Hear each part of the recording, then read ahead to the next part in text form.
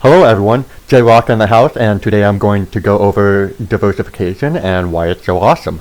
So, I like to think of investing like gardening, where you say, oh, I'm going to throw some seeds here and toss some seeds there, and sometimes I'll get pumpkin seed, kale, and tomatoes, whatever, and what happened?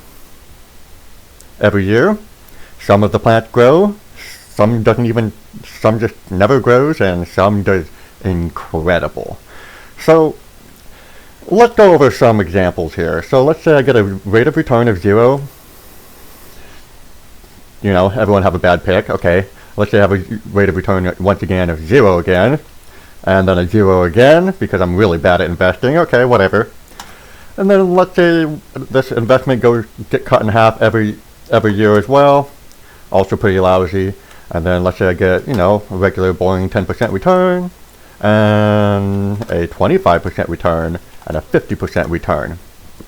Well, okay, so the first year I lost I lost money. I'm down to 62% of my money I've invested. Not fun.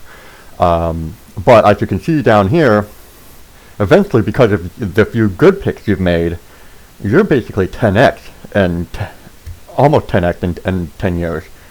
Whereas if you invest in an S&P 500 or some sort of index, you may end up with only about 2.5, so 3x your investment is. Okay, well that's pretty cool, right?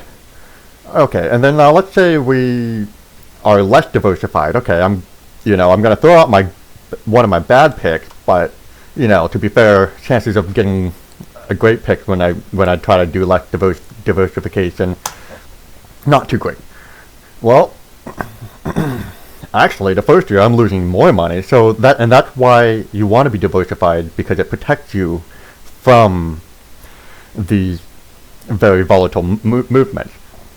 And actually, and in this example, I'm no longer beating the S&P 500. Now, if we go down a little bit further, eventually I'm going to beat the S&P 500 because of that 25% return investment, but it'll be another few years, over 10 years, and so, no one wants to wait for that. And let's say we're pretty, we like to keep things simple. We're just investing in the S&P 500.